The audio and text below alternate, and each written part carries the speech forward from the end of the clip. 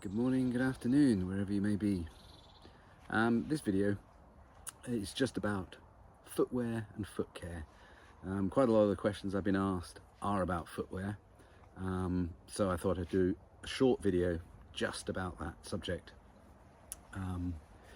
After food, it was probably the second most discussed subject on the AT by hikers. I mean, a long way behind food. I think food was our main topic of conversation pretty much, but shoes definitely came second, because hikers were going through their shoes, trying to buy shoes, trying out different shoes. What I would say as a starting point is these are my choices that work for me.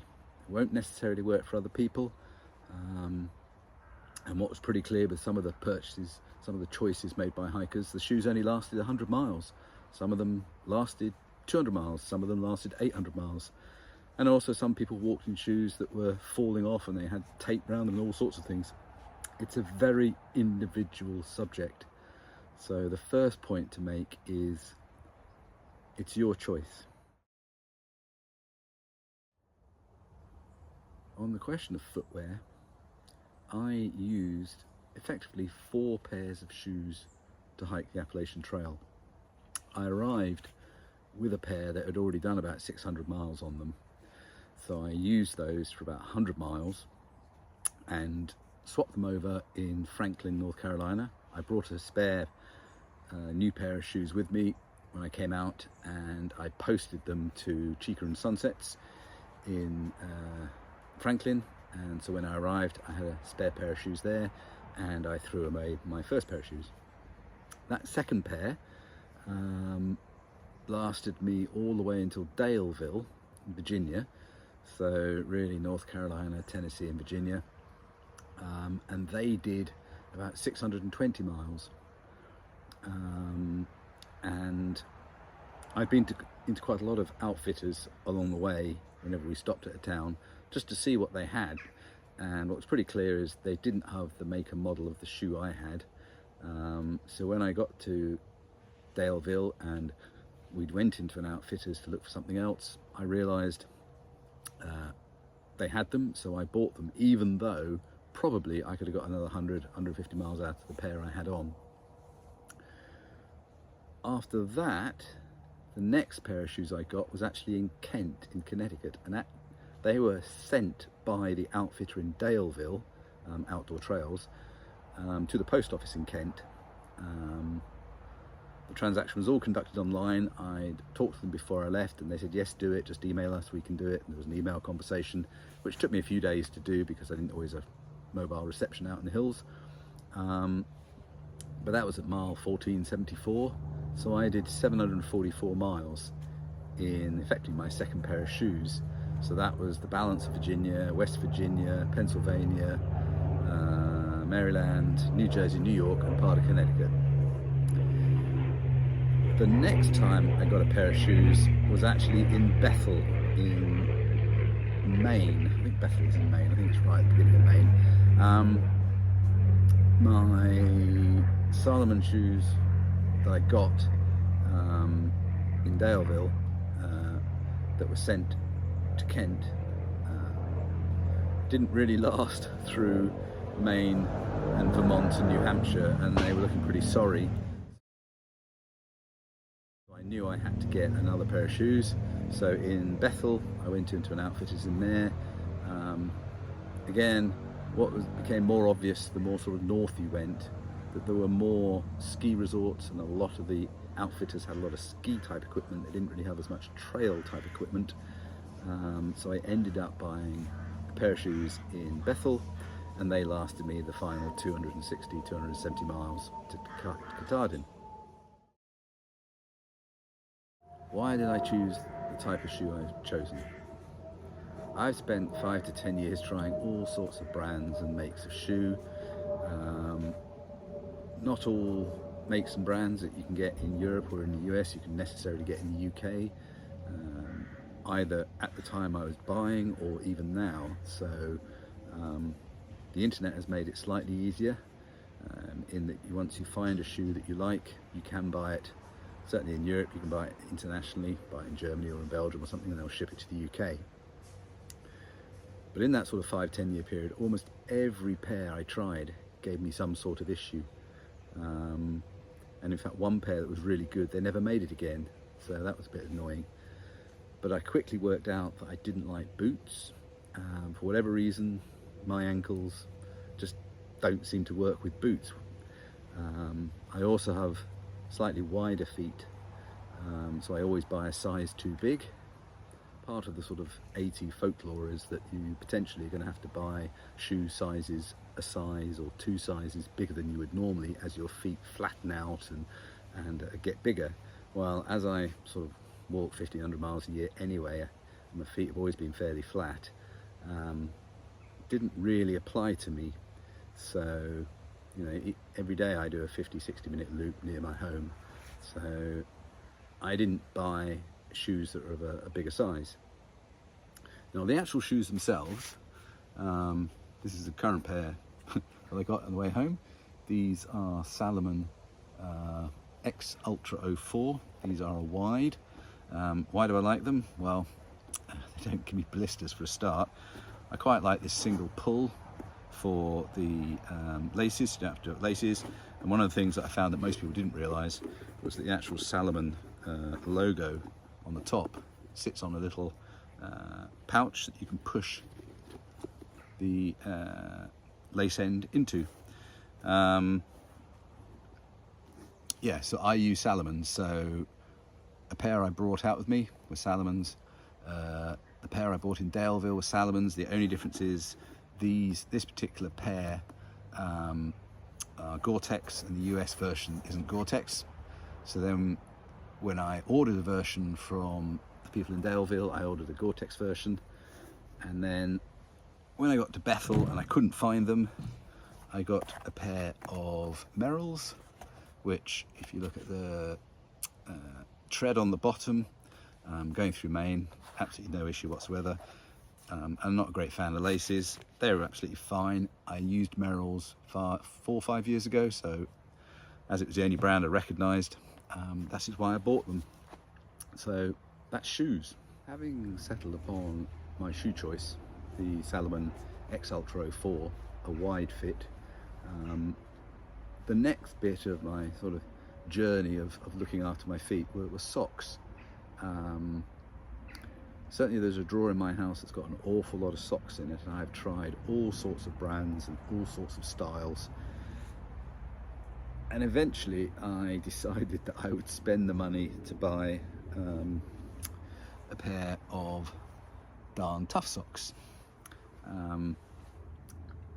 They were the most expensive pair of socks that I've bought, and they were pretty much a success, an overnight success. And I haven't looked back. I have only ever worn darn tough socks on the trail, and whether in the UK or on the AT, I only ever wear one pair of socks.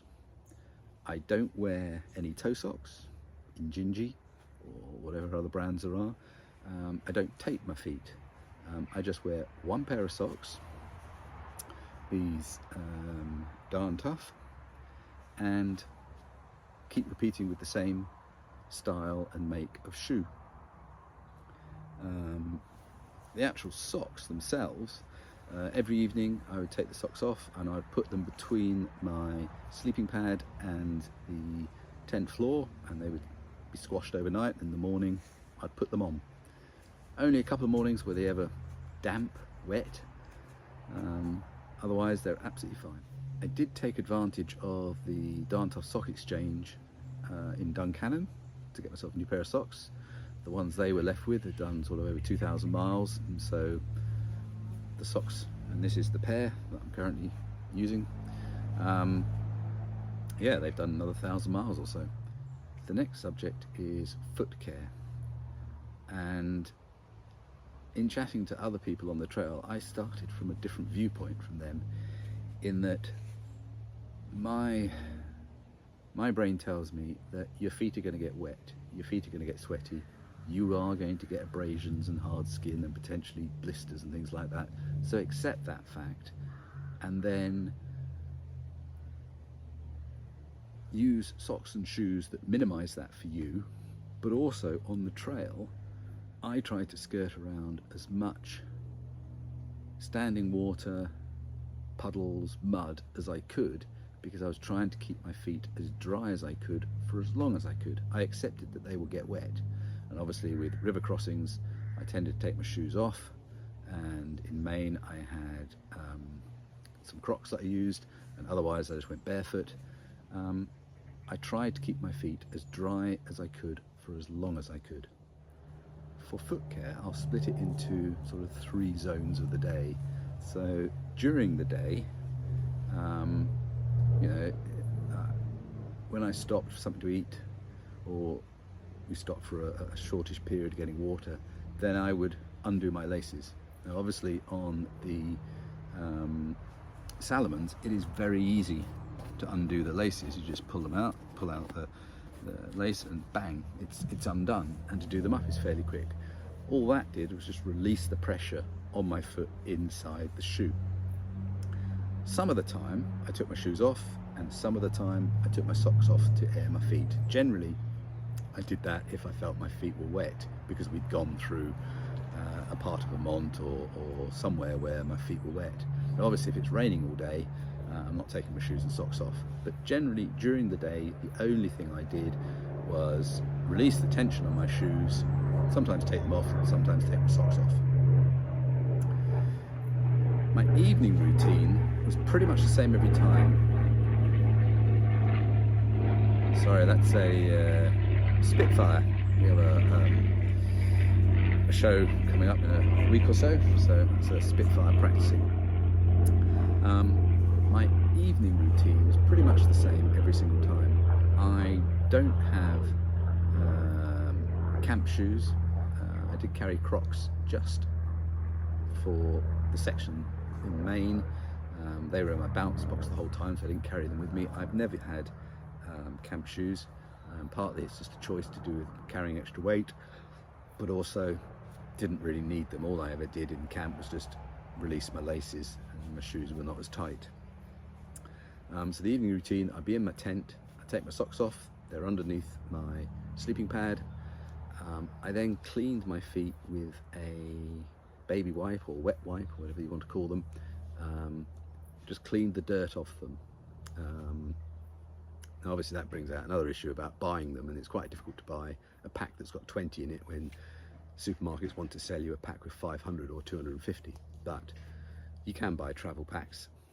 So I cleaned my feet with a wet wipe, and I checked for likely issues. Now obviously sometimes your feet are wet and they look like bits of cauliflower, and there are red patches and so forth, but I did not touch those. All I did was clean them.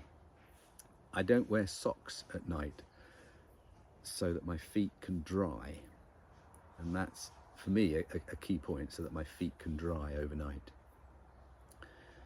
Then my morning routine is exactly the same. I have a look at my feet.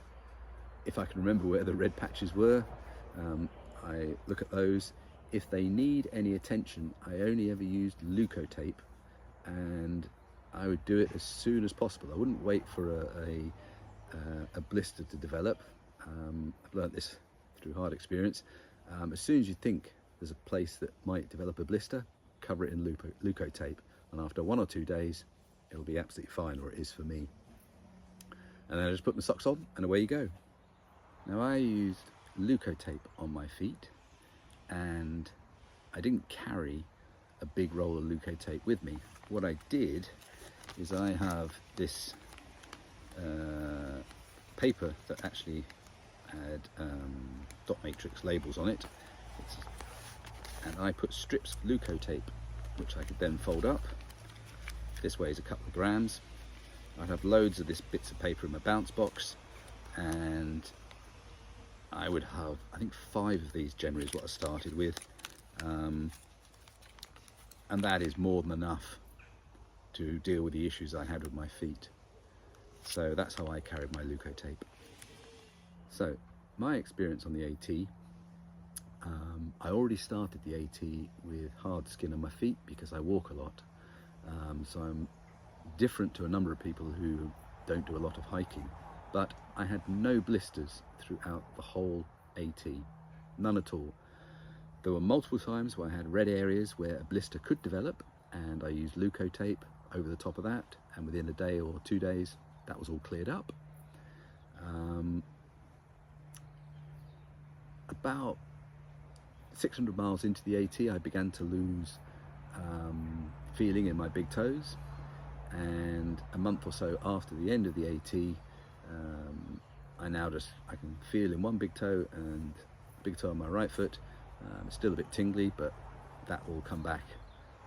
So in summary, I would say find a shoe that works for you. Don't listen to other people. Be very, very, very careful about zero drop shoes. Unless you're somebody that's used them a lot and that's what you use, I would stay well clear of them.